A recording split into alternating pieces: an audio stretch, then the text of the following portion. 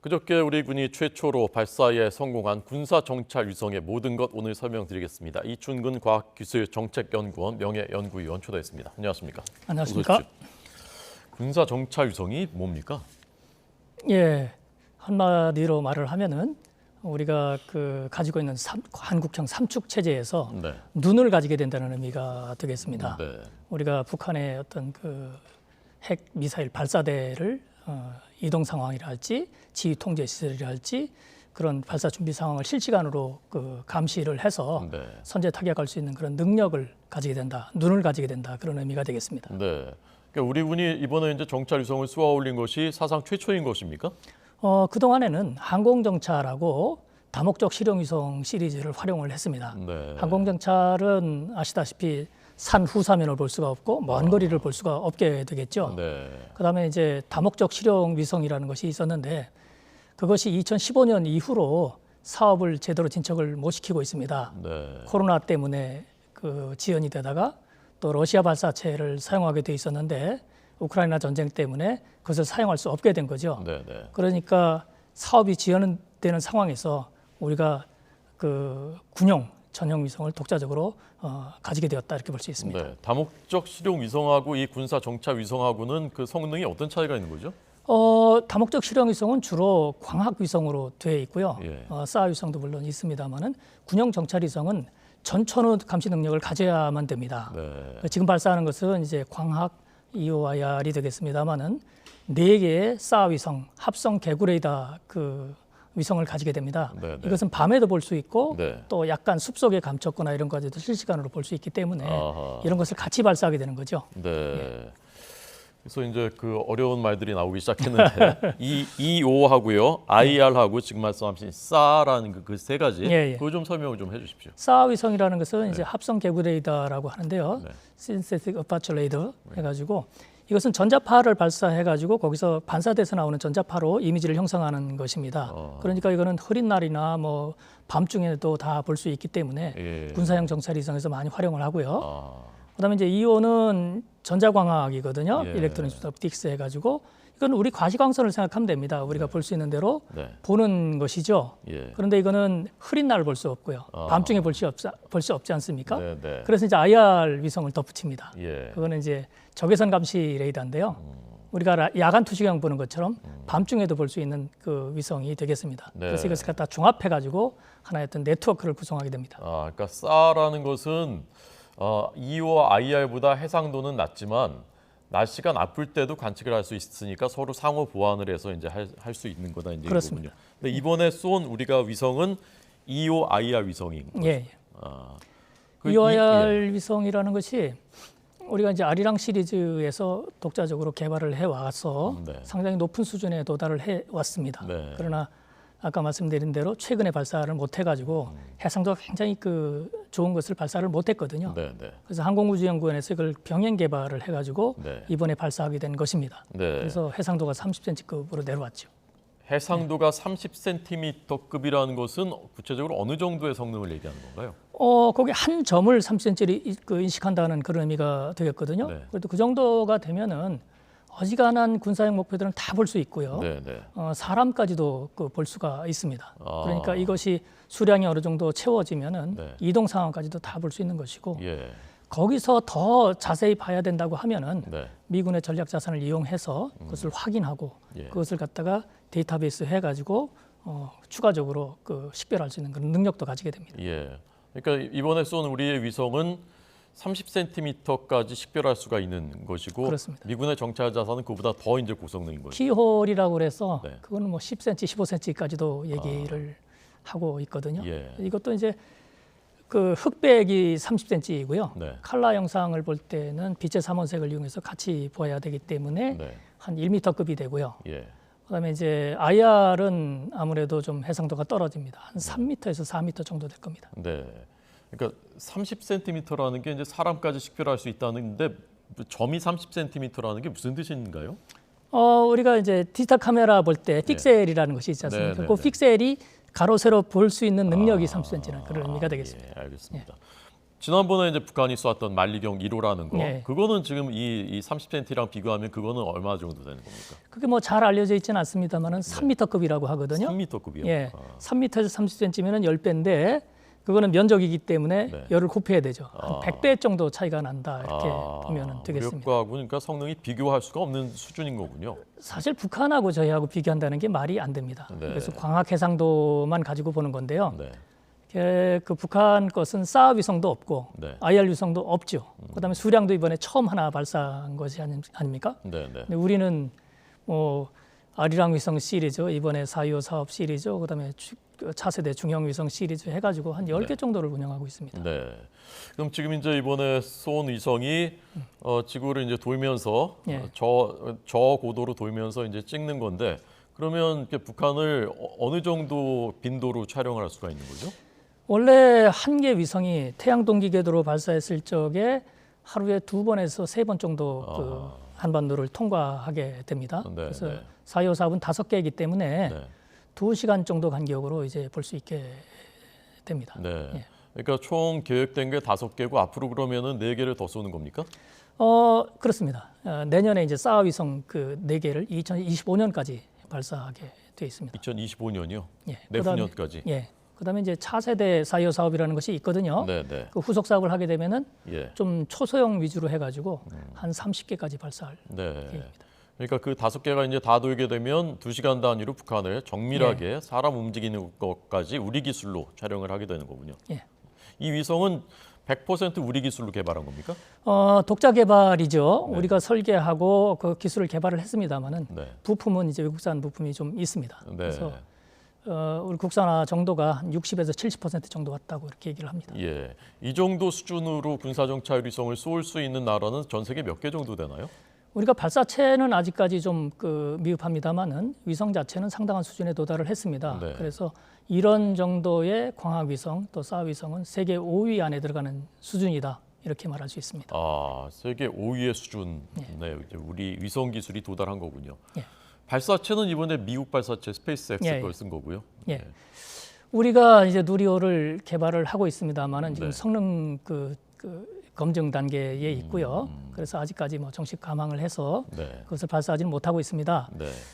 그리고 이제 그 위성 부품에서 예. 미국제를 쓰다 보니까 예. 미국이 이제 국제 무기 거래 그 규정에 저촉이 됩니다. 그래서 네. 미국이 규정을 하기를 예. 자기네 부품을 썼을 때에는 미국, 일본, 프랑스 이 3개 나라 발사체만 쓸 수 있게 그렇게 돼 있거든요. 아하. 네, 그래서 우리가 지금 누리호 개발을 하면서 예. 이제는 누리호를 가지고도 우리 위성을 쏠 수 있게 그렇게 미국과 협상을 해야 되겠고요. 예. 또 하나는 우리의 부품 자립도를 높여가지고 네. 그런 규정에 저촉되지 않으면서도 네. 쏠 수 있는 그런 위성을 개발해야 됩니다. 예. 시청자 여러분들 잘 아시겠지만 지금 보시는 저 올라가는 저게 이제 발사체고 저 맨 꼭대기에 그러니까 지금 위성이 이제 실려 예, 있는 거죠. 페이로드죠. 저기 탑재되어 있는 거죠. 그래서 발사체는 나중에 분리가 되고 위성은 계속 이제 궤도를 돌게 되고 위성은 이제 우리 것이고 저 발사체는 이번에 미국 걸 쐈는데 우리는 누리호를 개발하고 있고 예. 언제쯤이면 우리 누리호로 쏠 수 있을까요? 저게 뭐 그 펠콘 9이라는 저 발사체가 상당히 그 성능이 좋은 겁니다. 값도 좀 중량도 싸다면서요? 크고요. 예. 비용도. 저게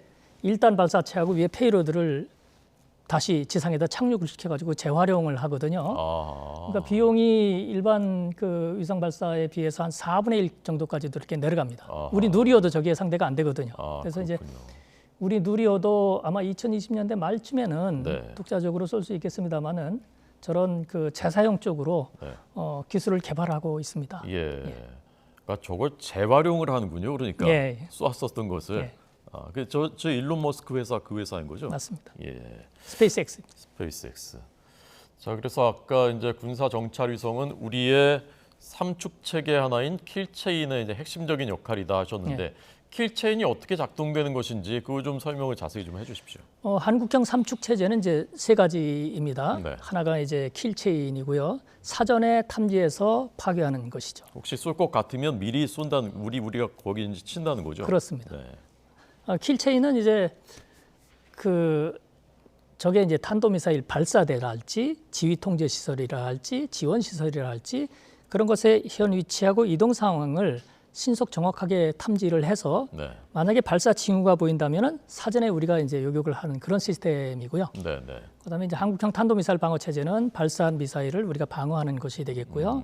그다음에 대량 응징 보복이라고 하는 거는 적이 이제 발사를 했을 적에 거기다 우리 대량 보복을 해가지고 파괴시키는 그런 것이 종합된 하나의 시스템입니다. 네, 네. 그중에서 가장 앞에 있는 킬체인의 어떤 핵심적인 눈을 가지게 된다는 그런 의미가 있습니다. 네.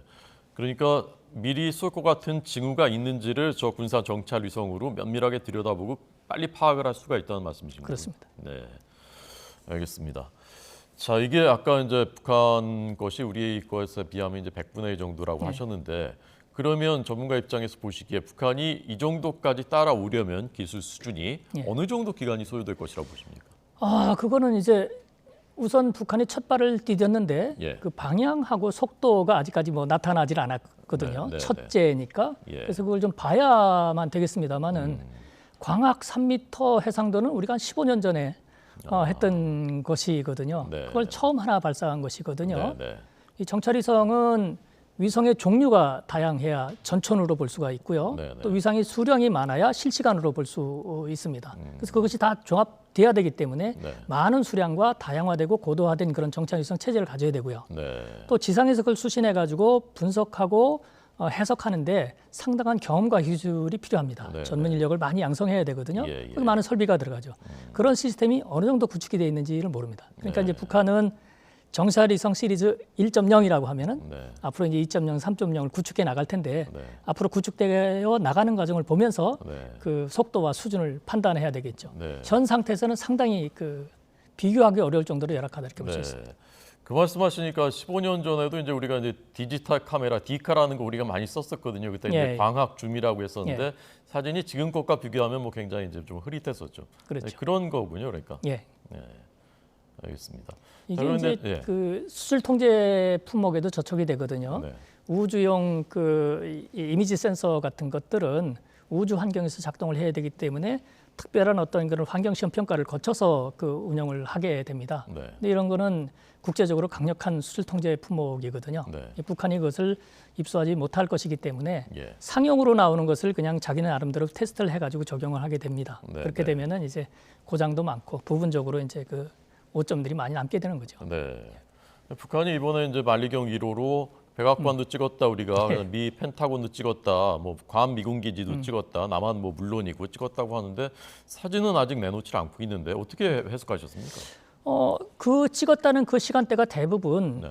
그 광학 위성이 촬영하기 적당한 시간대입니다. 보통 보면 아침 9시 반에서 한 10시 반 사이가 좋거든요. 이때 이가 지나게 되면은 지상에서 아지랑이 같은 것이 나와가지고 해상도가 좀 흐릿하게 됩니다. 네. 그래서 이제 정찰 위성, 태양동기 궤도 위성은 전 세계를 돌아다니기 때문에 네. 그 시간대에 거기를 통과하는 시간이 그 찍기 좋은 시간일 때를 찍은 겁니다. 네. 다만 아직까지 해상도 발표가 안 됐거든요. 네, 네. 건보전이 끝났는데 예. 이걸 발표할지 안 할지는 그 잘 모르겠습니다. 예. 발표를 한다면 네. 수준이 다 드러나기 때문에 네. 발표를 안 할 수도 있다 이렇게 봅니다. 예.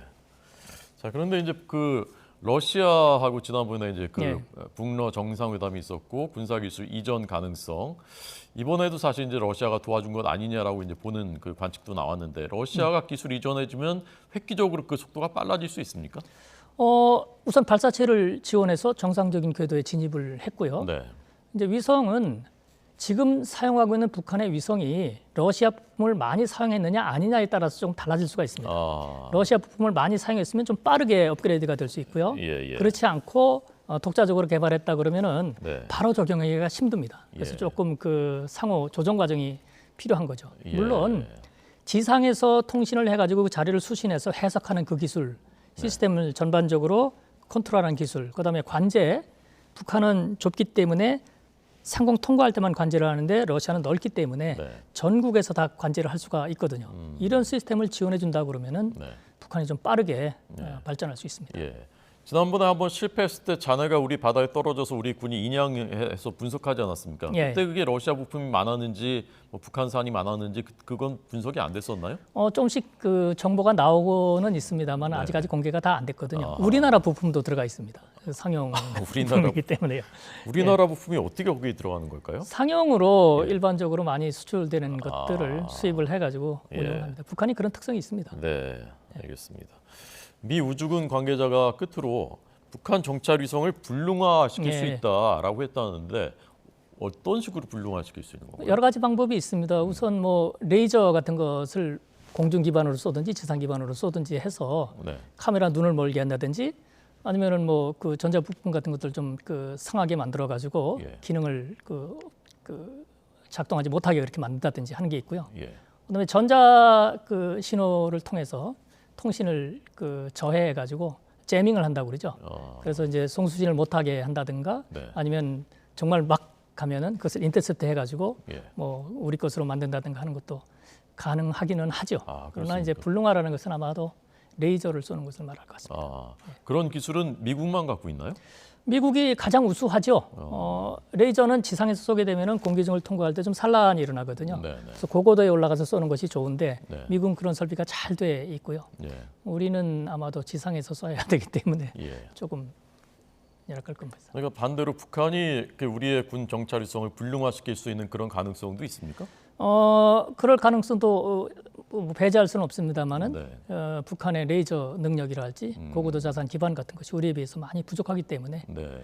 그리고 이제 국제우주법에서는 100km 이상 고도에 대해서는 활동의 자유를 보장하고 있습니다. 네. 아마 핵이나 이런 그 대량 파괴 무기만 탑재하지 못하게 돼 있거든요. 네, 그래서 네. 일반 정찰 위성은 뭐 좀 그 제재를 만약에 그렇게 불능화를 하게 되면 네. 국제법을 저촉하는 것이 되겠습니다. 예, 알겠습니다. 이번에 우리 사업이 항공우주연구원, 국립과학연구원 그리고 우리 민간 업체 예. 이렇게 합작으로 광학위성이기 때문에 아리랑 7호를 항공우주연구원에서 개발을 했거든요. 그래서 같이 해서 거기서 이제 많은 역할을 한 거고요. 네. 국방과학연구소는 주로 이제 IR처럼 좀 그 군사용으로 이제 밀접한 기술이 들어가 있는 것을 그 개발을 한 거고요. 네, 네. 보안기술연구소에서 그 보안 시스템을 개발을 한 거고요. 본체나 이런 것들은 한화나 서트레가이나 이런 민간 기업들이 많이 참여를 했습니다. 네. 1조 2천억 원 총 사업비 예. 425 사업. 왜 425죠? 싸 위성의 아. 그 4, 그다음에 25에서 25. 그래서 이제 영어 이름을 예. 숫자로 이렇게 그 따온 겁니다. 아까 그 광학할 때 25, 예. 전자광학 25, 그다음에 싸 위성의 사. 425. 알겠습니다. 자, 오늘 이충근 박사님 설명을 들으면서 저는 이제 귀에 쏙쏙 들어와서 이해를 하게 됐는데 아마 시청자 여러분들도 그러셨을 것이라고 기대합니다. 감사합니다. 예, 감사합니다.